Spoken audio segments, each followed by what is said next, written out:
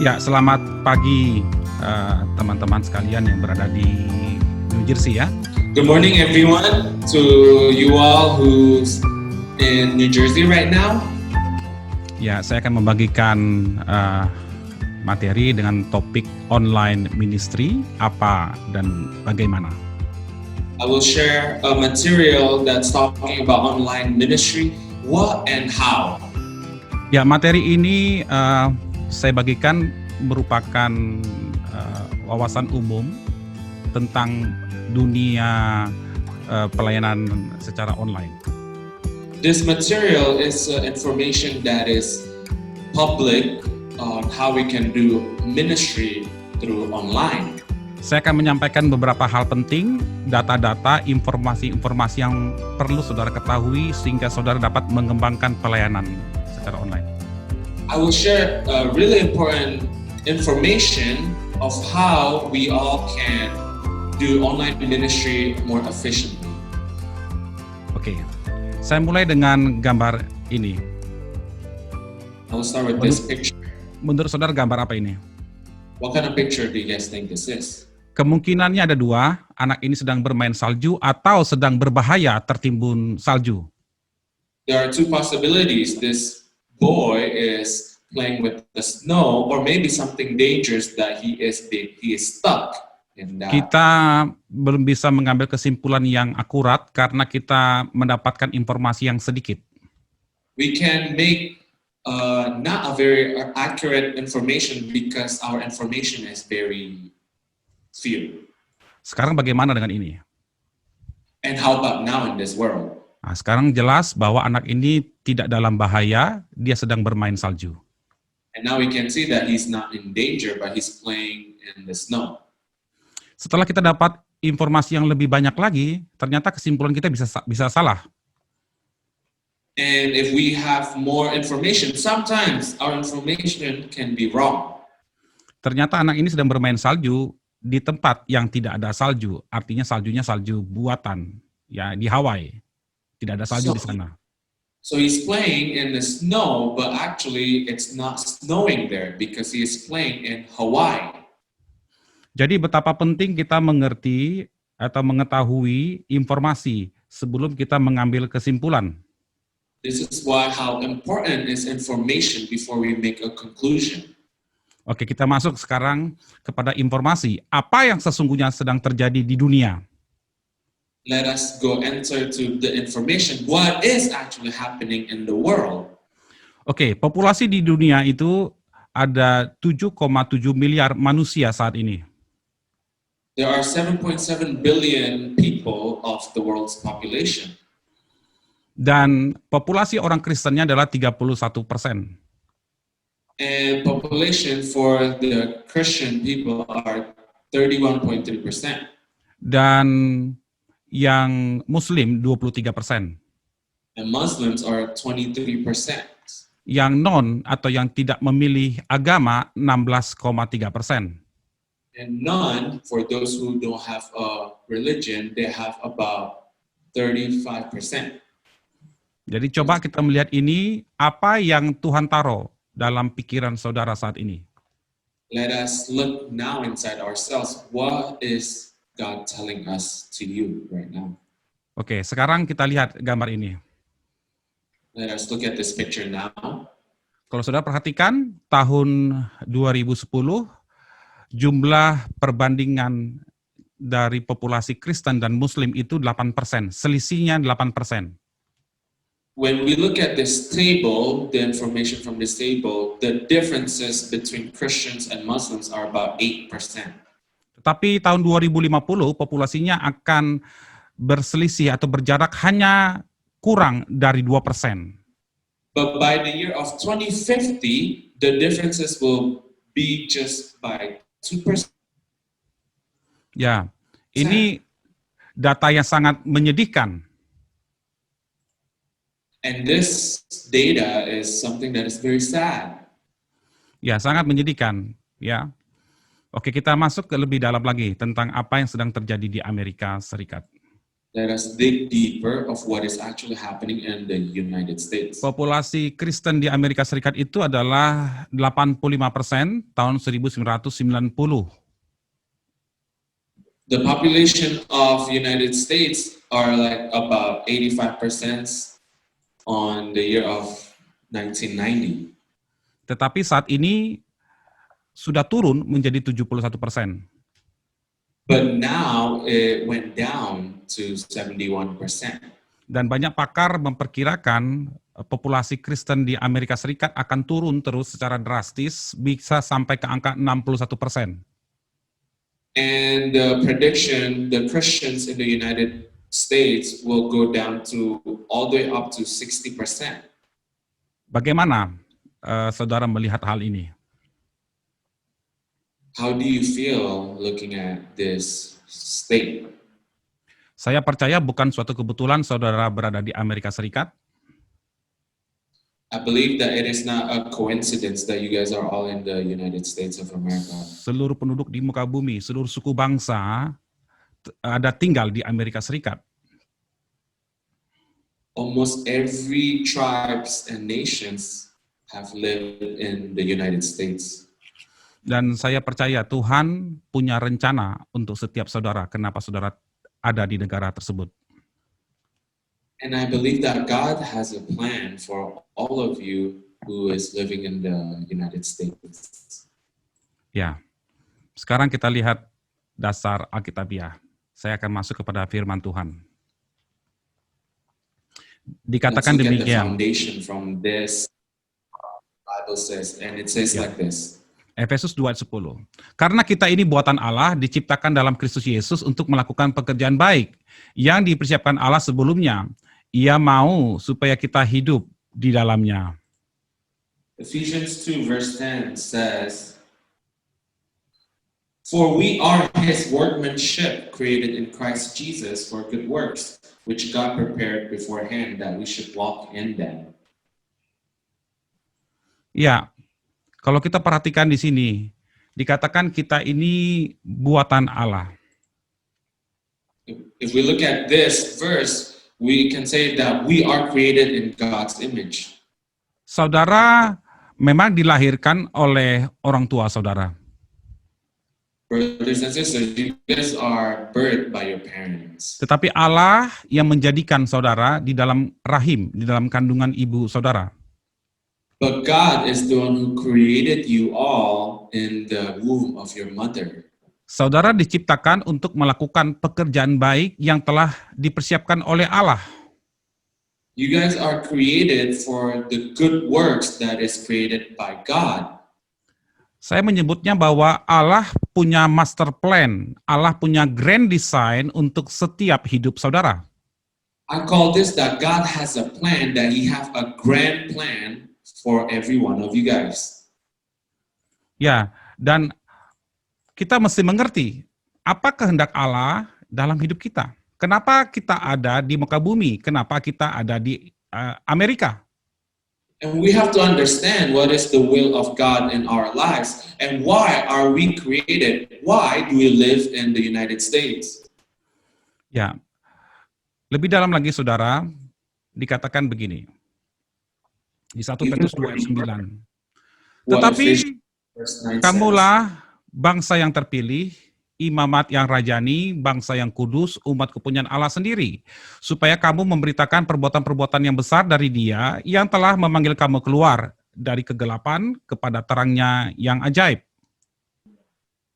1 Peter 2 verse 9, but you are a chosen race, a royal priesthood, a holy nation, a people for His own possession, that you may proclaim the excellencies of Him who called you out of darkness into His marvelous light.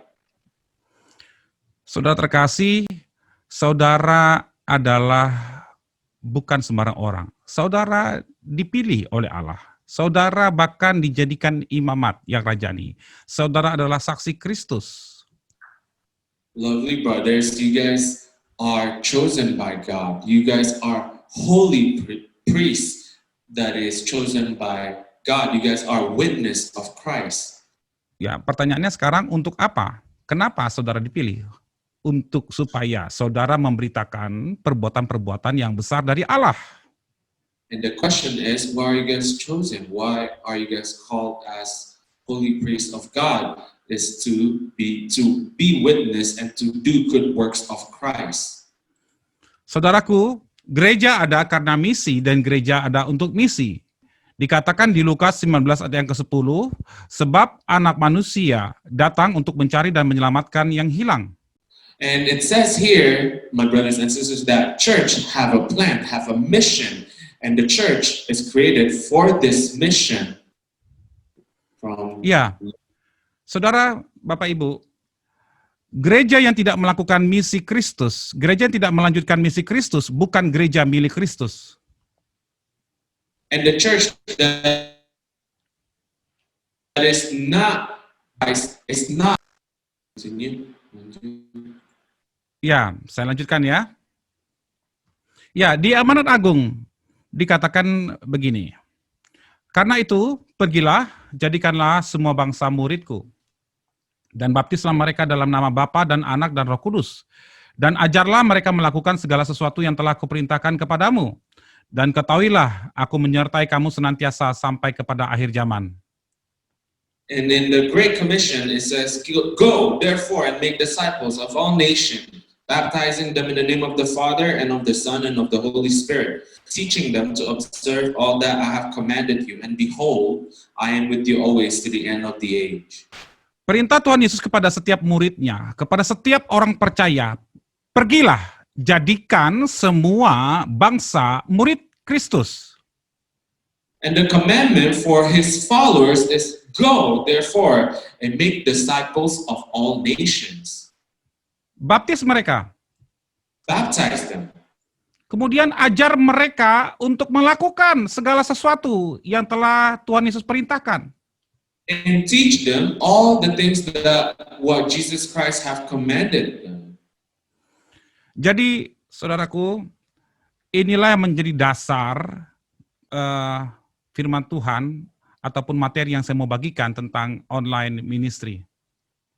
And this is, my brothers and sisters, the foundation on how we can do online ministry. Fokusnya adalah menjadikan semua bangsa murid Kristus. The focus is to make all nations who belongs to Christ. Kita perhatikan sekarang di sini. We can pay attention in this picture now.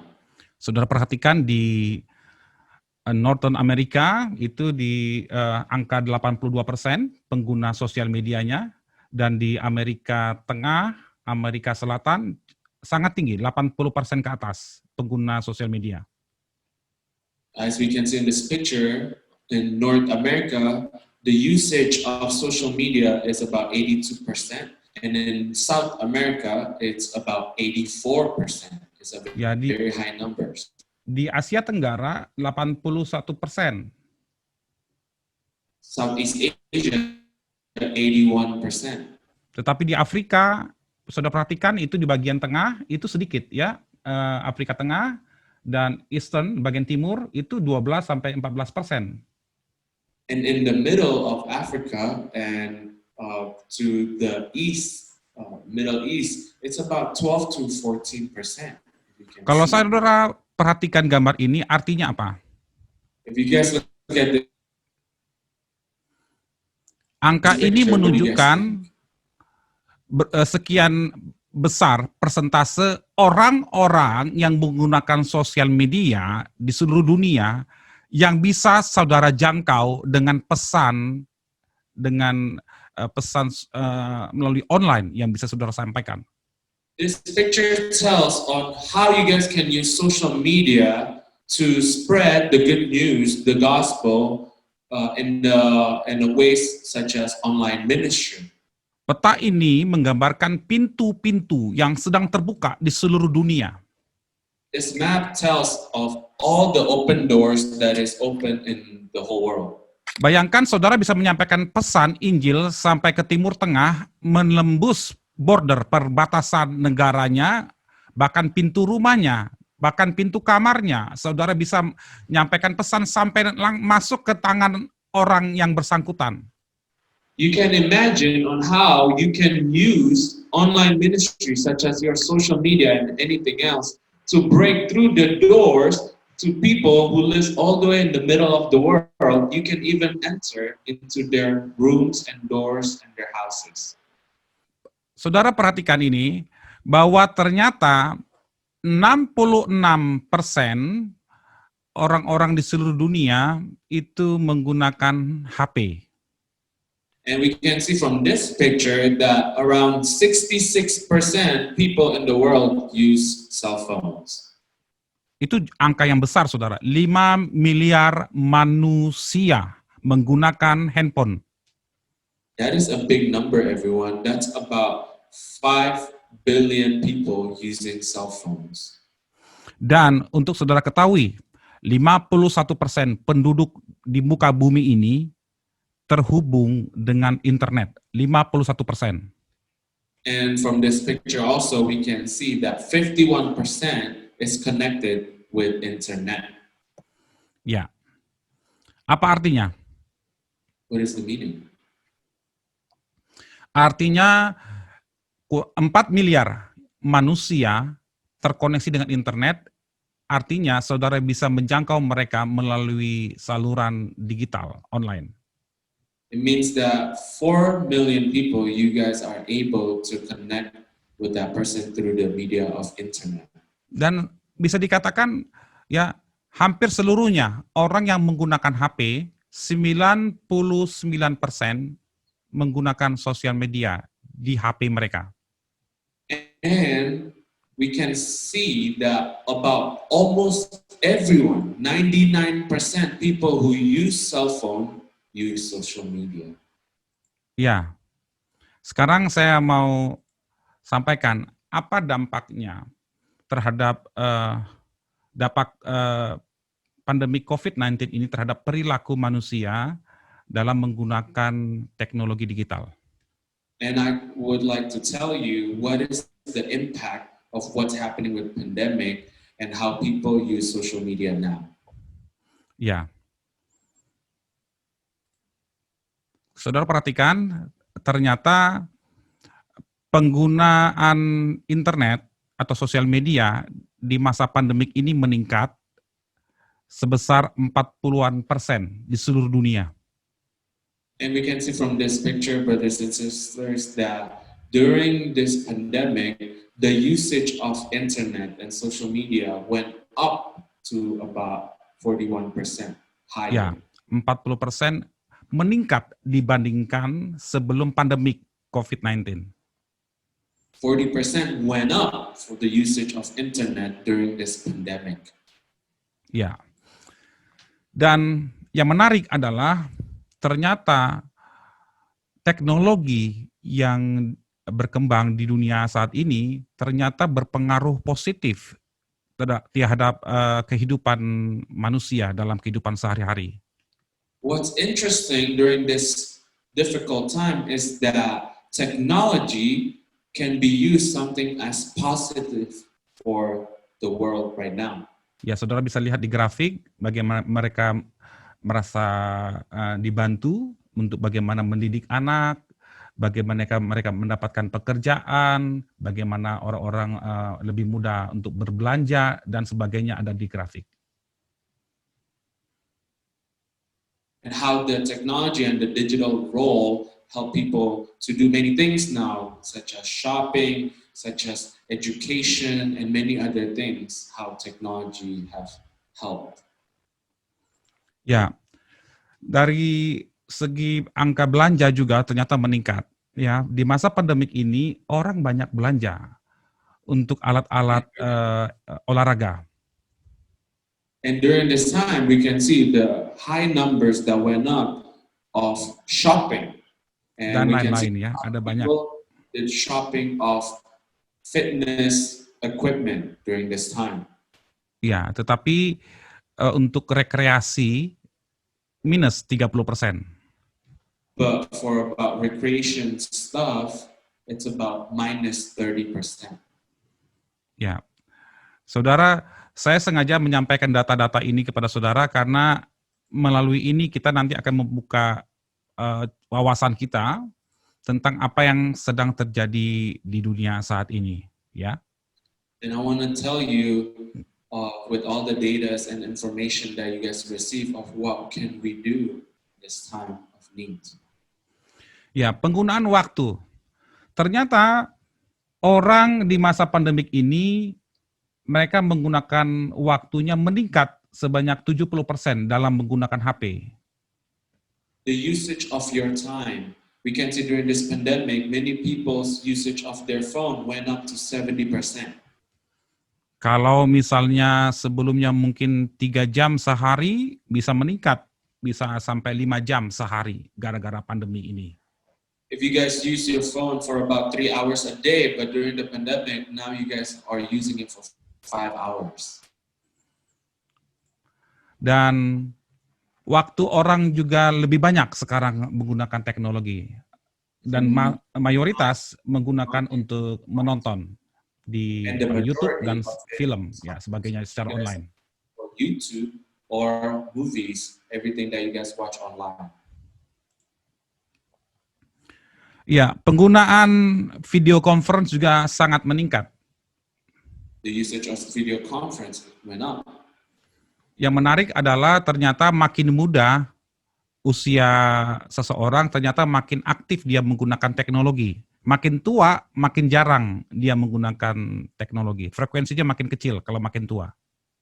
What's interesting is that the younger you are, the more usage of technology, but the older you are, the less you use technology. That is the frequency.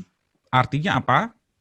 Semakin banyak orang menggunakan teknologi, semakin banyak ladang misi yang bisa kita jangkau. The more usage of technology of people, the more field of gospel of how you can reach others. Ya. Dan ini adalah rata-rata peningkatan penggunaan video conference di masa pandemik. And this says about how many people use the video conference during this pandemic. Ya, dan ternyata yang paling tinggi adalah Zoom. Zoom itu digunakan 300 juta pengguna setiap hari di seluruh dunia.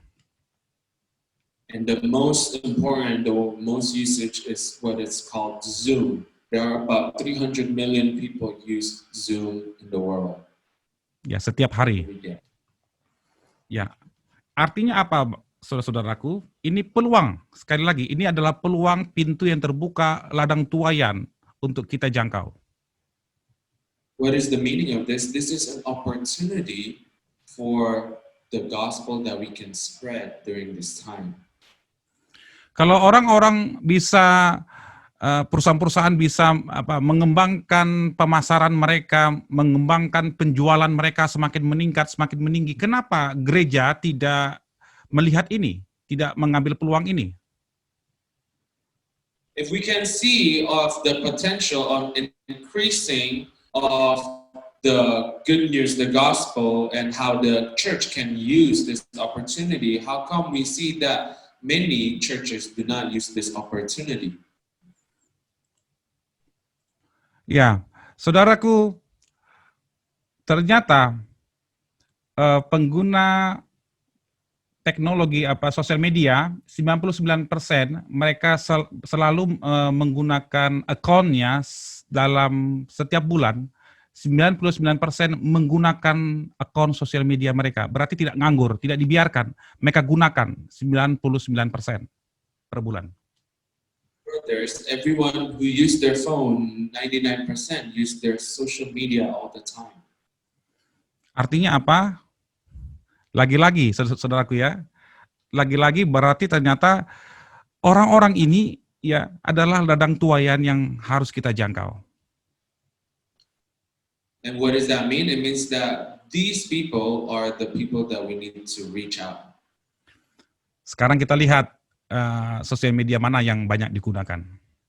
Let's see what social media that is used the most. Ternyata yang nomor 1 paling favorit sampai sekarang Facebook. Number one, we can see the most favorite is Facebook. Ya, 2.600.000.000 pengguna. 2,600,000,000 usage of people in the world use Ya. Facebook. Berikutnya YouTube, WhatsApp, Messenger, dan seterusnya. And after that is YouTube, WhatsApp, and Messenger chat. Ya. Ini saya lewatkan saja.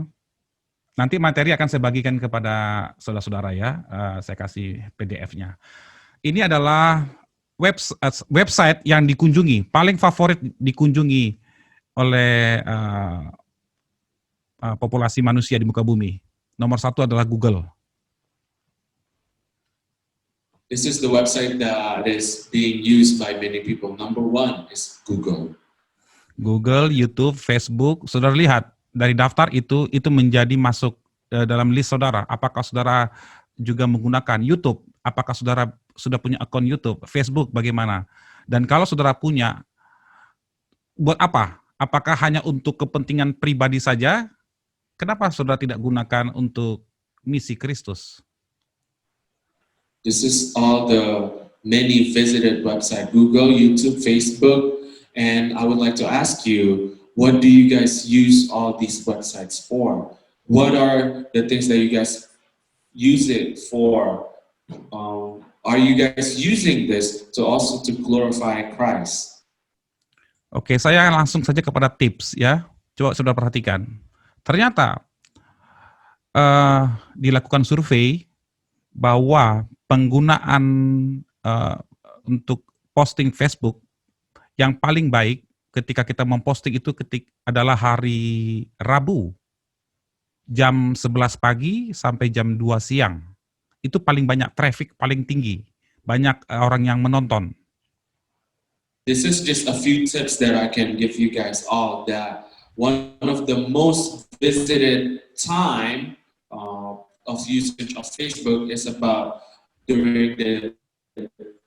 on the day of Wednesday around 11 o'clock until 3 to 5 p.m. This is the most traffic of Facebook. Ya, kalau saudara lihat itu hari Minggu itu yang paling buruk. Maksudnya begini, orang tidak aktif atau sedikit yang aktif menggunakan akun sosial media mereka karena mungkin mereka menggunakan aktivitas keluarga atau liburan atau santai begitu. Jadi mereka mengurangi penggunaan sosial media di hari Minggu. And the saddest part is that for social media, the saddest would be on Sunday. Sunday is the least amount of people interact on Facebook, and maybe we can say many people use their time on Sunday to do recreation with their family or just having their own activity with their family. Ya, di grafik paling kanan atas, saudara perhatikan itu ada live video. Jadi ternyata Facebook itu punya algoritma pemrograman. Kalau video disiarkan secara live, itu grafiknya bisa 2 kali lipat, bahkan 3 kali lipat dibandingkan saudara posting secara biasa ke wall. Ya, saudara posting foto atau video, tapi kalau saudara posting live video, itu bisa sampai 2-3 kali lipat yang akan menyaksikannya. Oh, and if we look at the chart on the top right, is that when people use their Facebook in a video form, such as Facebook Live, the traffic or the amount of interaction can be go higher 2 to 3 times higher from just a regular post. Ya, ini adalah speed internet di seluruh dunia. Ternyata South Korea, Korea Selatan itu adalah negara yang paling cepat internetnya.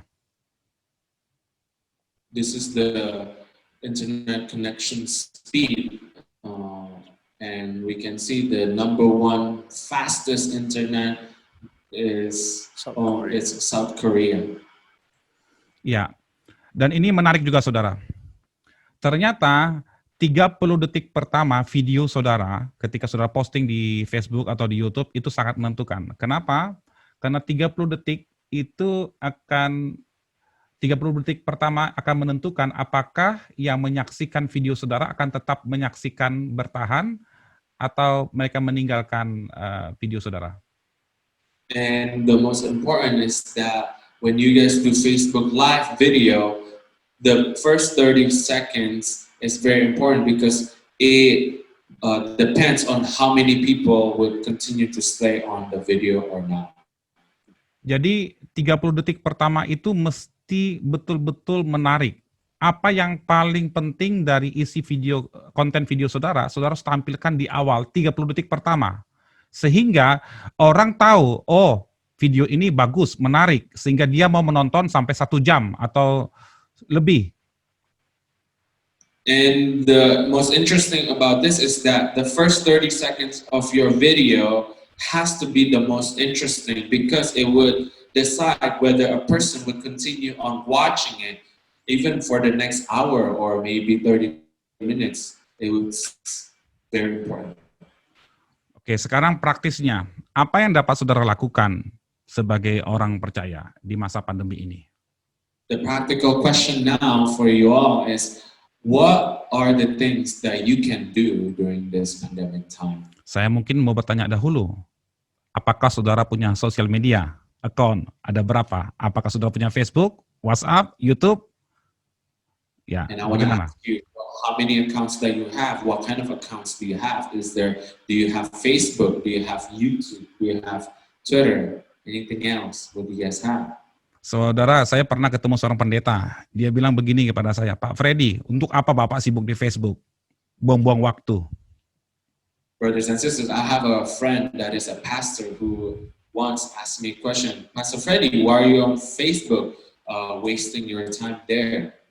Tapi di masa pandemi ini, dia cari saya untuk belajar bagaimana menggunakan sosial media, karena ternyata dia baru sadar sosial media itu penting.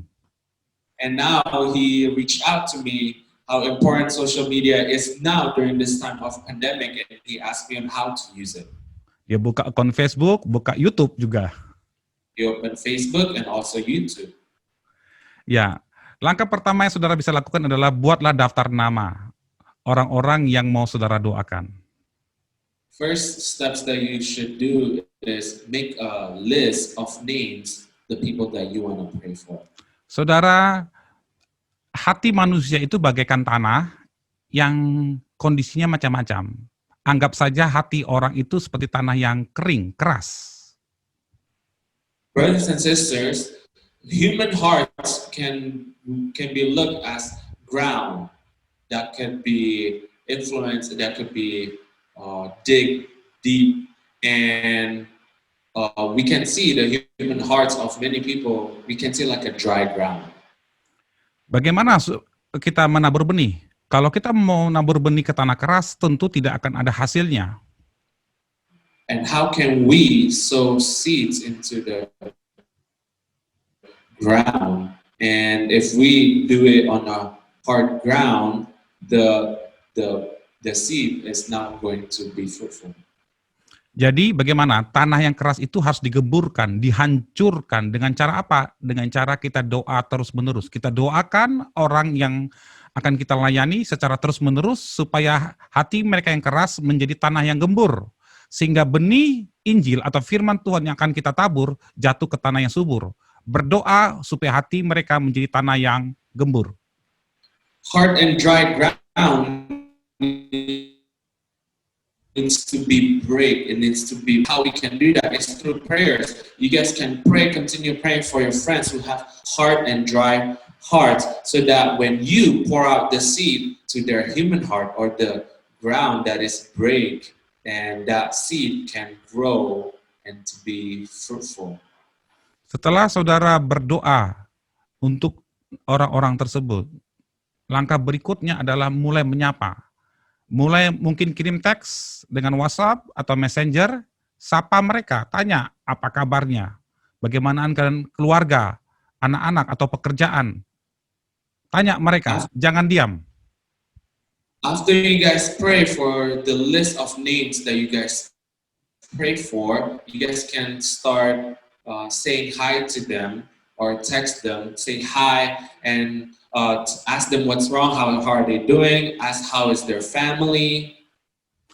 Saya dapat gambaran dari Tuhan Yesus.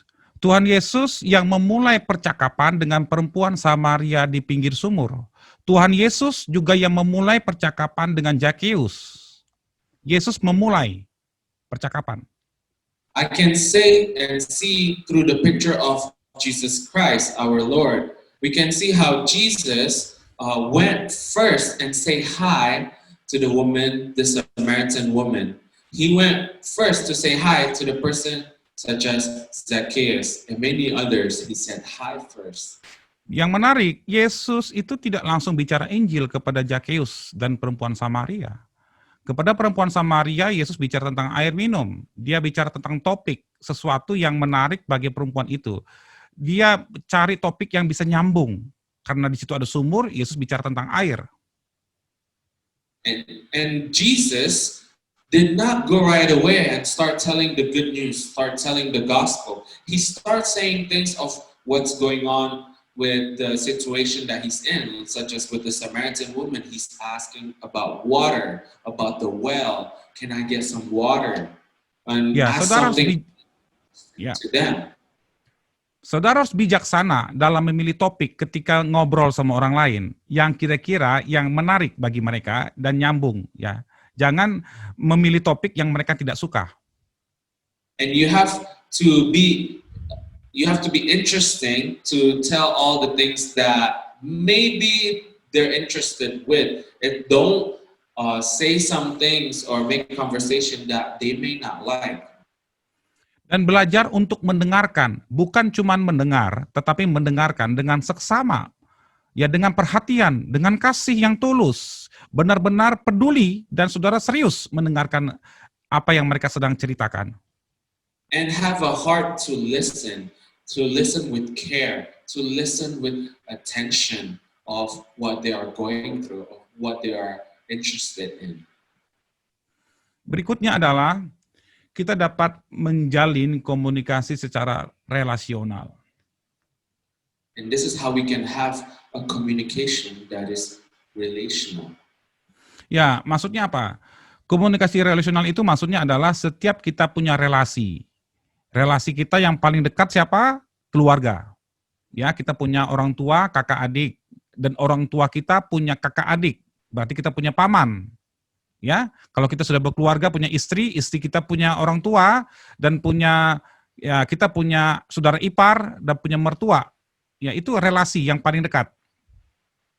And we can see the relationship on who we have in our family, or such as brothers and sisters, or even in-laws, or even grandparents, or parents, father, mother. Kemudian lihat, kita juga punya relasi yang lebih luas lagi, keluarga besar.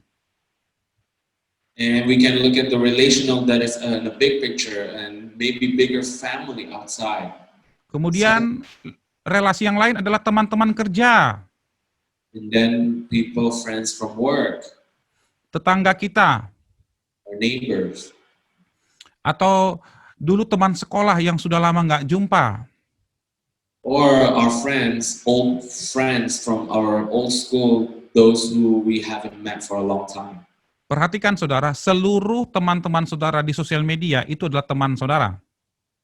Pay attention to all the friends that you have on your social media. Those are your friends, relational friends that you have. Pertanyaannya adalah, apakah saudara sudah berusaha untuk membangun komunikasi dengan semua relasi yang terhubung dengan saudara? The question is, have you guys been in touch, been in contact with all the relationships that you guys have through your social media? Mungkin saudara tidak bisa menghubungi semuanya, tapi saudara bisa menentukan, menulis dulu daftar mungkin 10 nama atau 20 nama dari relasi yang terhubung dengan saudara, berdoa kepada Tuhan.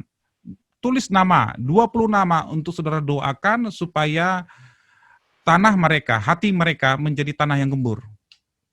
Maybe this time you guys can just start writing out names as lists for those the people that you want to pray for, so that God continue to break their grounded and dry heart, that they may be able to be touched Ya, sehingga Here, nanti benih firman Tuhan atau Injil ketika ditabur pada waktunya nanti, mereka sudah siap untuk menerima.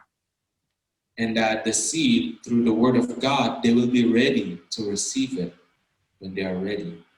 Nah, ini salah satu tips yang sangat penting menurut saya bagaimana kita memenangkan jiwa, yaitu kita meniru Paulus, saya sebut dengan bersedia untuk menjadi seperti. And this is a very important tips on how, like Paul, who can win souls, how we can be ready to become like. Saya contohkan saja langsung. Bagi orang Meksiko, saya seperti orang Meksiko. Bagi orang India, saya seperti orang India. And I would like to give a few examples for people from Mexico.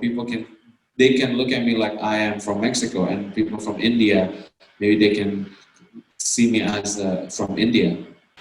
Untuk melayani orang Meksiko atau melayani orang India, saya harus belajar untuk menyapa dengan bahasa mereka, atau saya harus belajar untuk makan makanan yang terkenal, yang umum yang mereka makan. Saya belajar untuk menyukainya, walaupun awalnya saya tidak suka.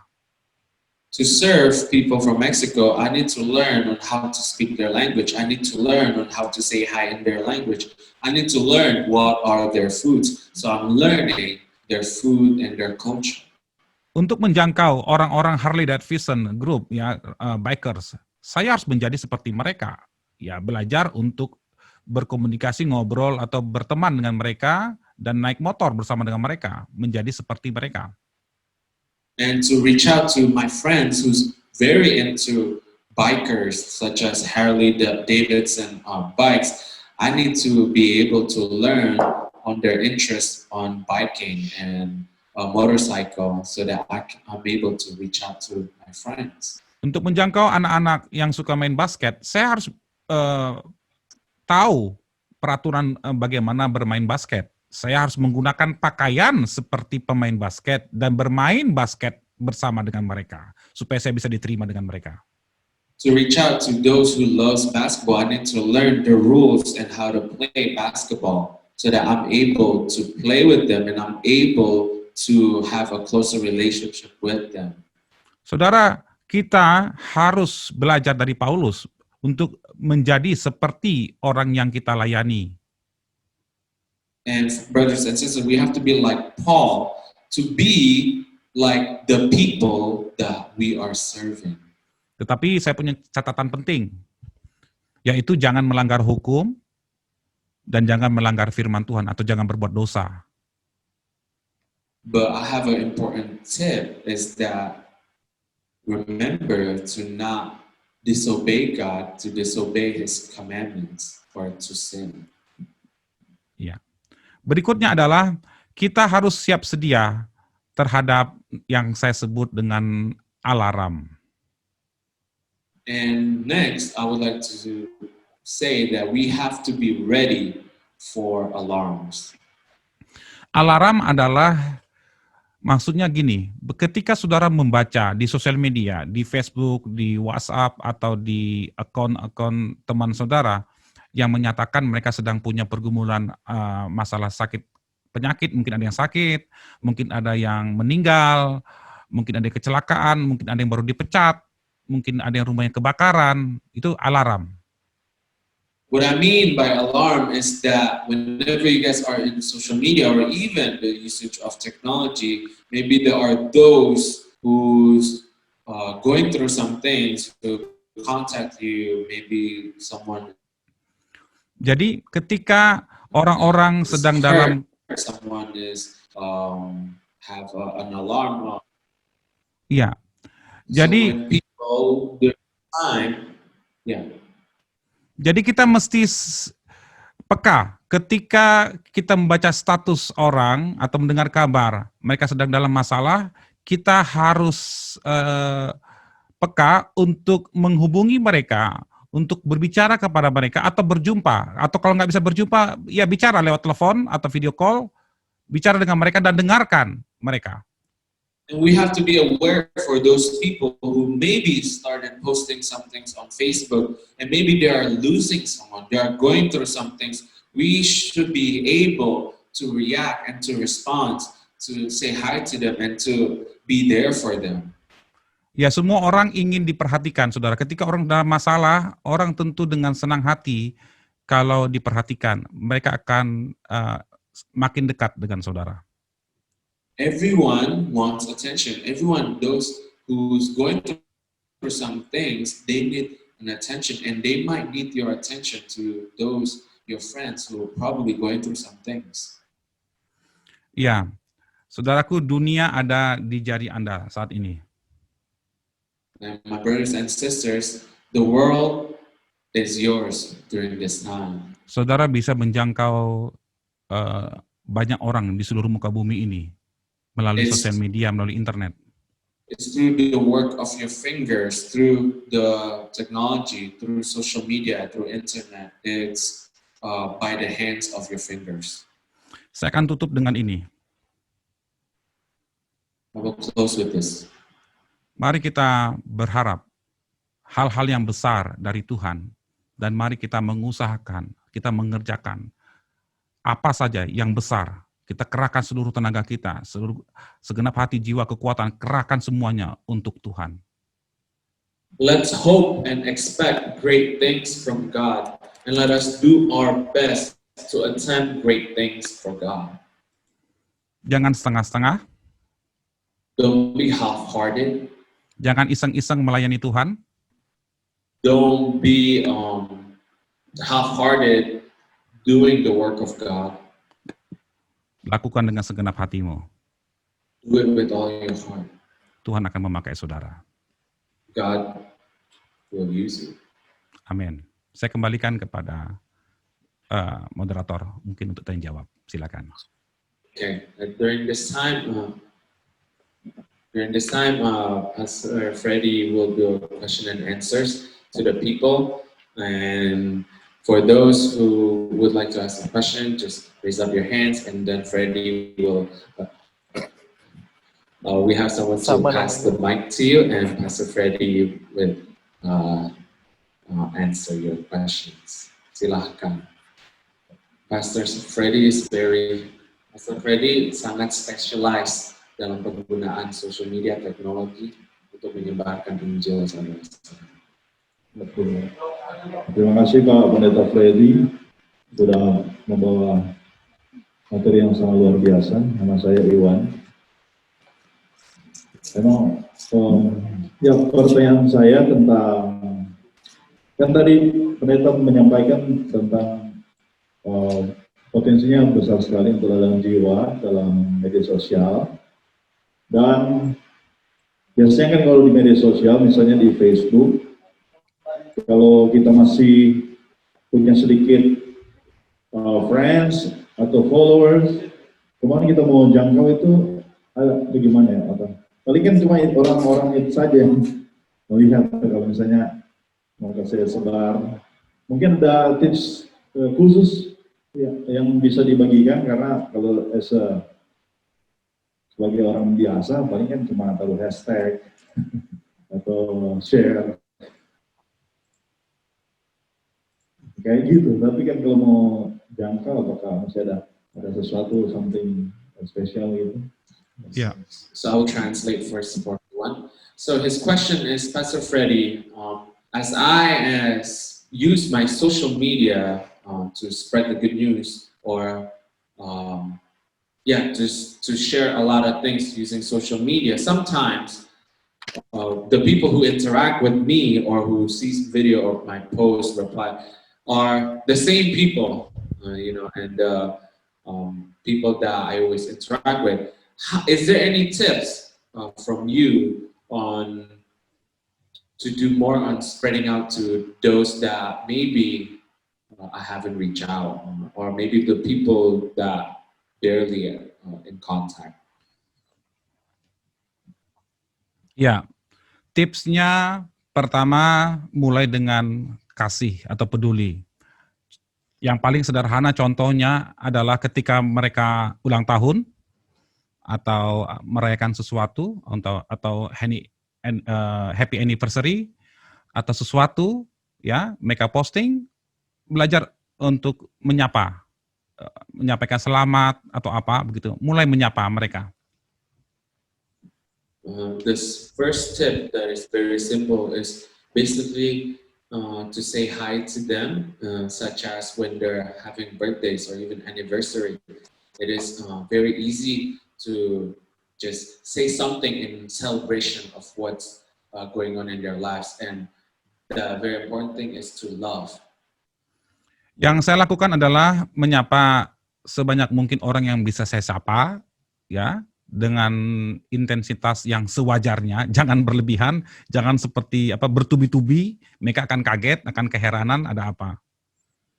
And yeah, just say hi, and the intensity of your interaction with them, not too much, because they would get taken away. Maybe they'll be surprised, but yeah, just something simple and say hi whenever they are celebrating or they're going through stuff.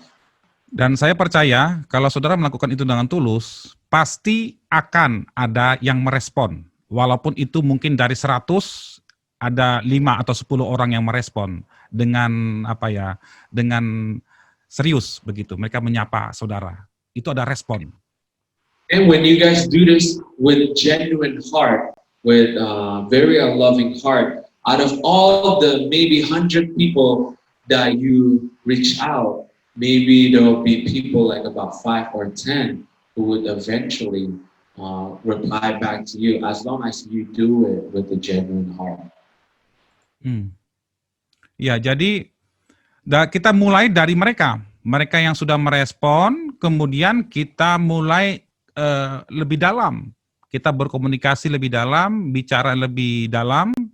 Jadi bukan hanya menyapa hai, tetapi sudah menyapa apa kabar, bagaimana keadaan pekerjaan, bagaimana sibuk apa sekarang. Jadi ngomong lebih dalam.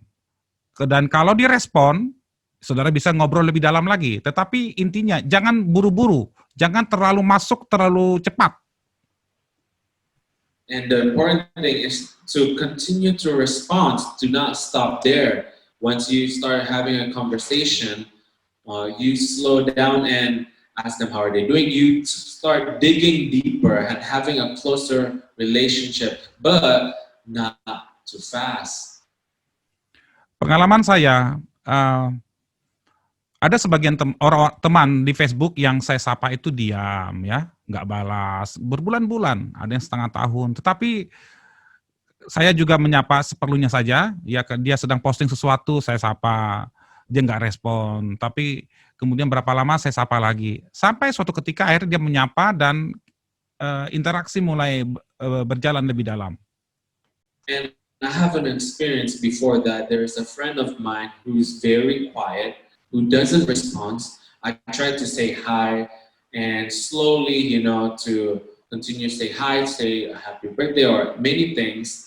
And for a long time, he never replied, he never responds, until one day, he actually said hi, and I respond back, and slowly, we build up a conversation and have a better relationship after that.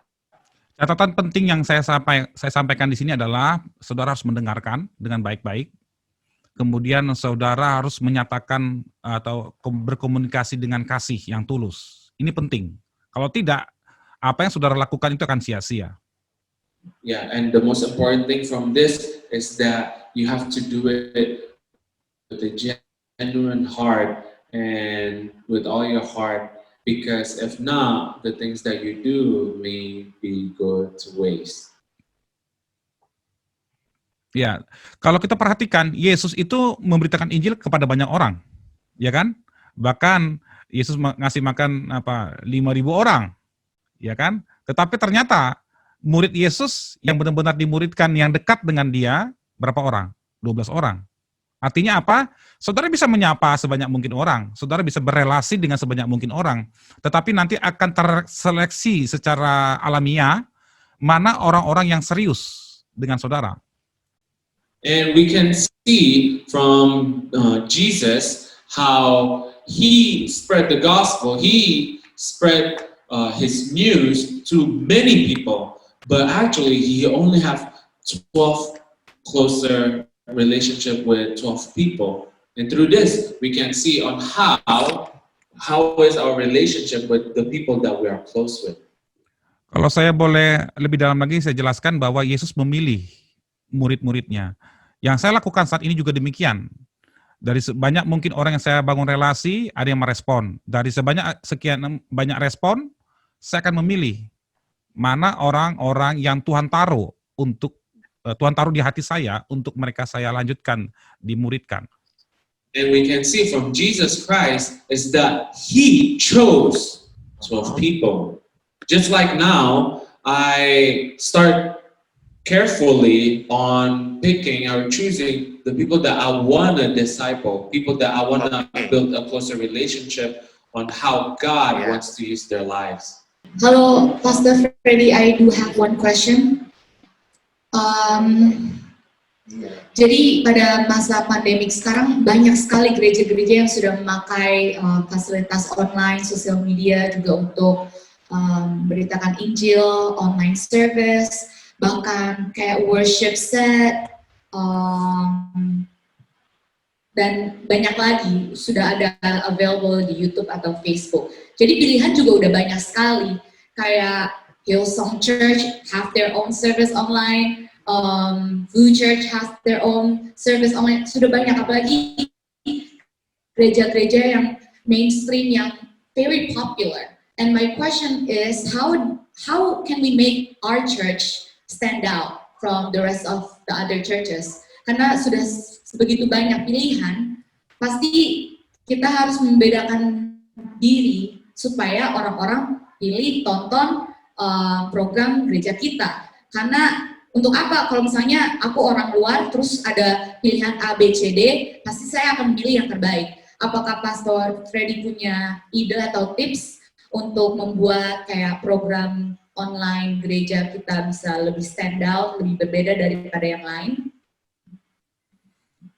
Yeah. I'm going to translate to English first. Now during this pandemic, we've seen how many worship services is being held online, and many people have the opportunity to watch even the biggest church, the mainstream line church, such as Hillsong, Elevation, or many others. And for an example, for our church, how as our church to kind of like stand out for the people in my community or even around me and even to the world.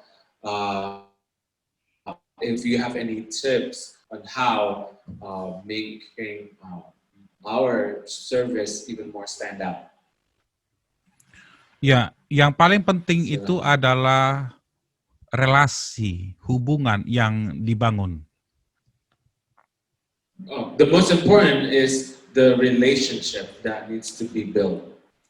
Saudara, viewer di YouTube atau di Facebook itu tidak menjamin mereka memiliki keterikatan atau hubungan yang dalam, hanya penonton.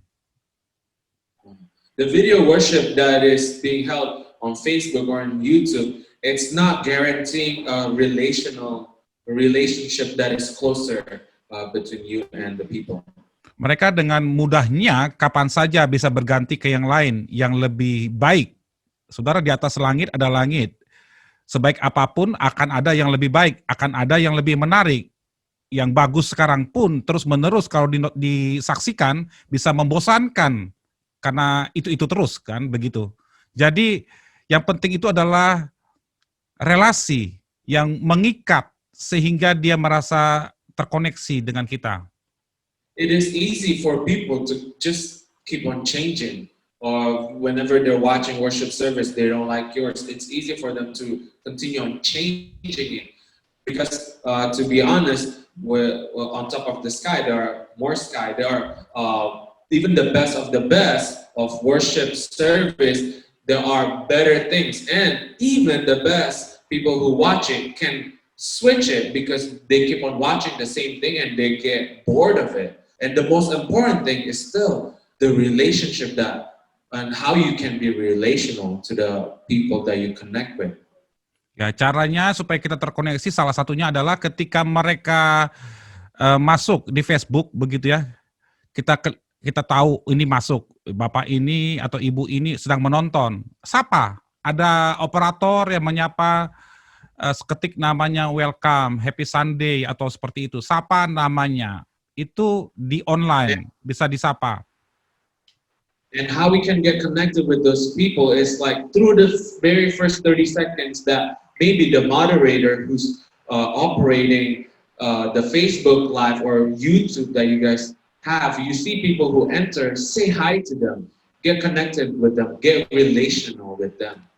Ya, kalau mereka bertanya sesuatu atau berkata sesuatu, kalau bisa direspon dan dipandang perlu, respon. Jangan didiamkan, jangan diabaikan. And when, example, they have a question or they raise the question, they start commenting the things that on YouTube Live or Facebook Live, the operator or the moderator, the people, we have to reply right away, to respond right away so that they get connected. Bahkan akan lebih baik bila ibadah selesai di hari biasa, saudara japri, ya, kontak lewat WhatsApp atau Messenger, tanya apa kabar. Jadi jangan hanya mengandalkan ibadah minggu. Kita di luar ibadah harus berkomunikasi dengan orang tersebut. Mesti ada yang berkomunikasi dari gereja.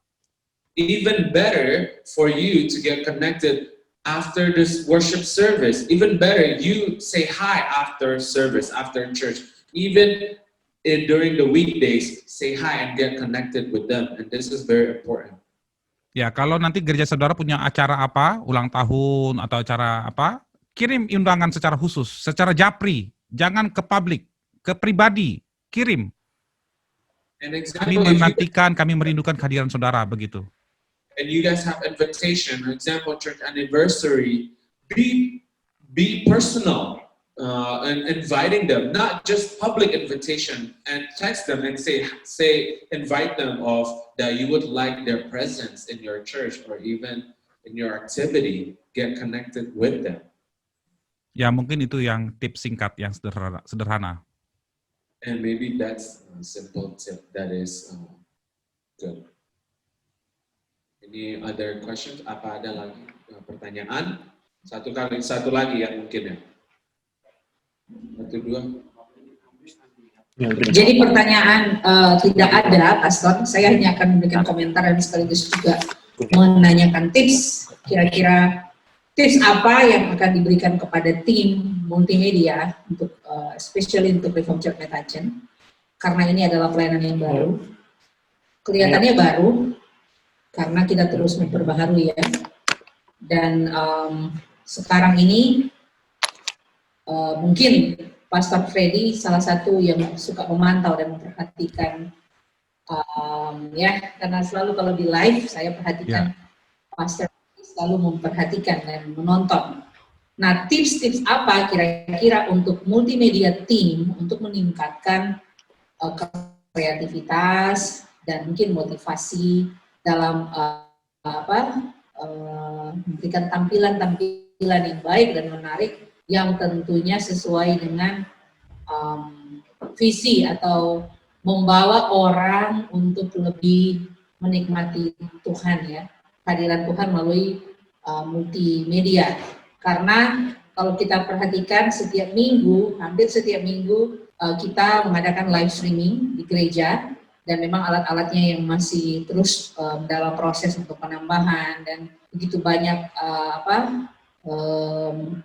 yang harusnya dipersiapkan lebih lagi. Nah, menurut saya bilang penilaian kurang enak ya. Jadi menurut pengamatan Pastor, hal apa yang kira-kira dapat membantu multimedia team Reformed Church Mettachen? Jadi kalau ada yang spesifik, ada yang apa, bilang aja secara langsung agar kami juga mampu untuk mengembangkan, bukan cuma multimedia, tentu dari kami juga akan memberikan support bagi tim. Jadi itu aja, kalau memberikan tips, karena salah satu penonton yang selalu menyaksikan video kita kalau live dengan setia. Ya, terima kasih Pastor. I'll translate in English. So as you know, Pastor Freddy, our team, multimedia team, is somewhat, it's new, but not really. but there are some things that we are still learning from.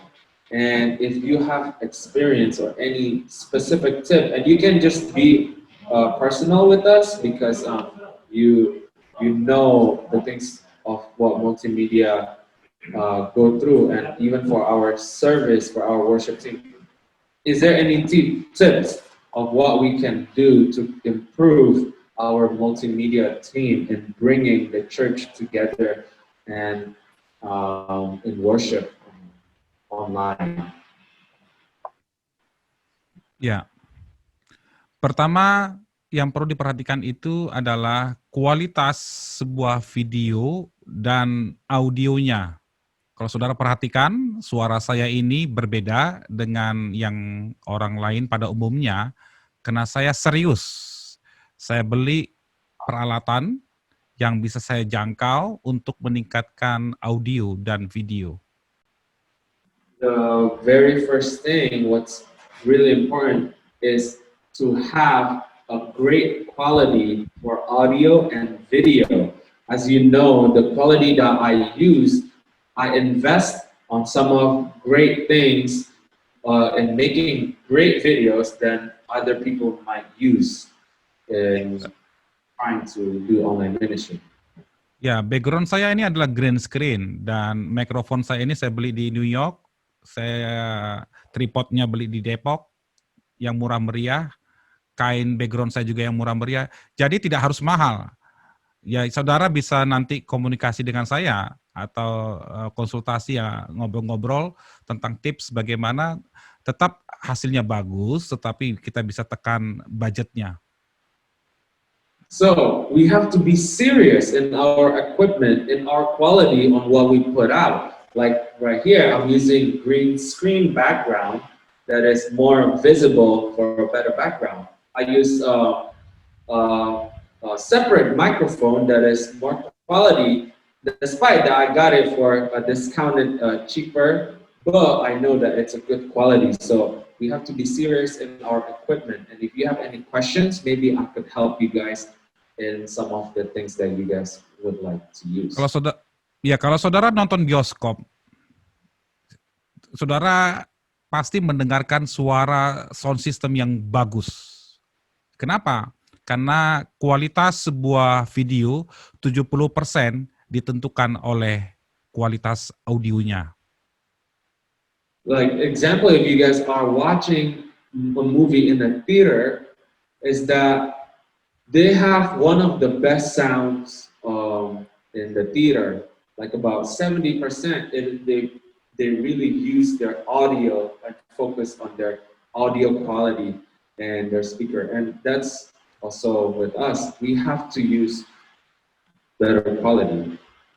Ya, sebagus apapun video saudara, semenarik apapun acara saudara, kalau kualitas audionya tidak baik, pecah, atau terlalu low, atau noise, terlalu berisik, orang akan ganti channel. Despite how good, how great is your worship service, but you have a bad audio, and the audio just crash, and it's noisy, and there's feedback, people will get distracted and get affected by it. Jadi, saudara perlu belajar dan upgrade diri dan juga upgrade peralatan. So you guys have to study, you have to learn, and you have to upgrade your life and upgrade your equipment. Terus yang menarik adalah ada banyak penelitian ya dan survei tentang pelayanan secara online. Ternyata pelayanan online itu yang baik itu maksimal itu 1 jam. And there is actually a study or a research that says one of the best or great service online is actually 1 hour.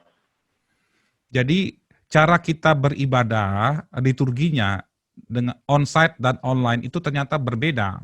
Kalau onsite kita bisa 1,5 jam sampai 2 jam, tetapi online itu orang cenderung lebih pendek durasinya untuk menonton. Jadi kita harus memangkas mana yang perlu mana yang bisa digabung atau diperpendek sehingga diatur komposisi acara itu tidak terlalu lama. Like an example from this research or this study is that in person, we usually have worship service for about 1.5 hours, but online, many people would prefer or more effective and efficient in worship for about 1 hour. Ya, contoh paling gampang adalah satu lagu. Kalau lagu saudara ulang-ulang terus 3 kali, 4 kali, 5 kali, itu akan membosankan. Ya, kenapa? Karena saudara harus melihat dari perspektif penonton. Ya, kalau bisa ya 3 menit selesai satu lagu. Jangan sampai 10 menit satu lagu ya. Like an example from a song that you guys are singing, you guys continue to sing it like 3, 4, or 5 times, and then the people who's listening and learning from all this in online service is now actually more efficient. And if you have planned for 3-minute songs, finish it in 3 minutes. Terus mungkin saran saya atau ide saya yang lain adalah saudara mungkin bisa buat short video 1 menit dari khotbah Pastor Francisca ataupun siapa yang khotbah di gereja saudara. Mana yang bagus saudara potong menjadi satu klip pendek 1 menit dan saudara ini upload, kirim ke akun gereja atau ke relasi jemaat ataupun siapapun yang saudara bisa kirim untuk mengingatkan mereka dan mengatakan bahwa ini firman Tuhan bisa memberkati saudara supaya mereka terkoneksi dengan saudara. And I have one suggestion or one idea for you. If you guys can make a 1-minute video of the message where you guys can share to your friends or remind your relational friends or your family to maybe hit them up and say, hey, maybe this message would be good for you during this time. Ya, jadi sekali lagi jangan hanya mengandalkan hari Minggu saja. So not only depending on Sunday worship. Kalau sebenarnya saya punya materi yang lain, ya masalah teknis, tetapi karena waktu terbatas, tadi makanya di awal saya sampaikan ini adalah pandangan umum dan menurut saya ini sangat baik karena saya tadi memberikan pondasi tentang apa yang sedang terjadi di dunia dan dasar firman Tuhan dan aplikasinya yang sederhana. So actually, I have more material that is very specific like this one, but as I said from the very beginning, the material that we just talked about is actually very general of what's going on, what's happening in the world right now. Ya, contoh saya punya materi tentang komposisi, belajar bagaimana memproduksi sebuah video, saudara belajar komposisi, angle, lighting, dan macam-macam. Bagaimana secara teknis memproduksi sebuah video, karena background saya dulu adalah sinematografi, saya dulu produser di RCTI, salah satu stasiun TV terbesar di Indonesia. So I have a background and I have more material if you want to study more about composition and lighting. I have a good background in terms of videography and cinematography, working in RCTI, one of the biggest TV satellite in Indonesia. Ya. Pastor Freddy, Francisca would like to say. Ya. Karena keterbatasan waktu, Pastor, jadi Siap. nanti kalau bisa, kita bisa setup khusus untuk multimedia team. Kalau Pastor punya kesempatan, walaupun nggak dalam bentuk seperti ini, tapi sangat bagus untuk tahu tentang sinematografi dan perfilman dan sebagainya, karena itu akan sangat membantu pelayanan gereja. Cuman memang karena apalagi agaknya kita sulit untuk bisa membedakan mana yang bernuansa religius dan mana yang bernuansa umum, general. Jadi saya sangat menyambut luar biasa baik, makanya langsung dari belakang langsung datang ke depan supaya nanti kita bisa set up time untuk bisa kita lebih serius lagi. Jadi karena ini terus terang ini global worship team dan multimedia, Tapi yang materi, komposisi, dan lain-lain, itu nanti lebih spesifik lagi pada multimedia team. Saya sih sebagai supporter saudara, pendeta, berharap kita memiliki waktu, kira-kira berapa jam itu, Pastor? Nantilah kita atur lagi, Pastor. Soalnya macam-macam kebutuhannya. Contoh ya, ada namanya tahapan produksi itu ada development, pra-production, production, pasca production, distribution, itu semua masing-masing macam-macam. Jadi kebutuhannya apa nanti kita bicarakan lagi nanti secara teknis di belakang. Bicarakan teknis dan semua yang Pastor bilang kami perlu, mau dari pertama sampai Oke, terima kasih untuk support, terima kasih untuk kesempatan Pastor untuk berbicara, karena memang time kita sudah 2 kali petugasnya datang dari belakang, makanan sudah ready, loncengnya sudah dibunyiin.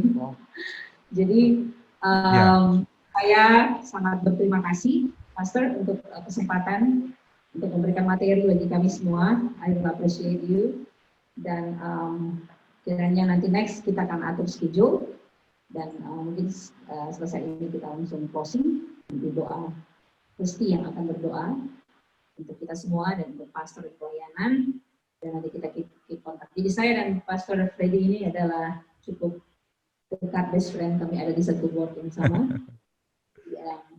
Ya, good for us. Oke, terima kasih Pastor. Tuhan berkati ya. Ya, Tuhan Yesus memberkati teman-teman semua ya. Terima kasih Pastor Freddy. Kita akan tutup dengan closing prayer. Let us all pray together. Father God, we just give you thanks, Lord, for this time, for the opportunity and his experience about social media and ministry. God, we want to bless him, Lord, and his ministry, his family. Let your spirit continue to move powerfully, Lord, within him and all the things that he does, God. We pray, God, that you continue to use him mightily, Lord. Wherever he goes, let him be a reflection of your love, God. Let him fulfill the call that he has at his family, Lord, to spread the gospel through the rest of the world, Jesus. Bless his family, Lord, and all the things that he does, Jesus. Let him shine your light, God. God, we thank you for this time. Let everything that we've learned from session 1 and session 2, God, to take deep root in our heart, Jesus. Help us, God, that we may continue to grow as a worship team, as a multimedia team, as one church, Jesus, as your body of Christ, to bring great impact to the community and the people around us, Jesus. So we thank you, God, for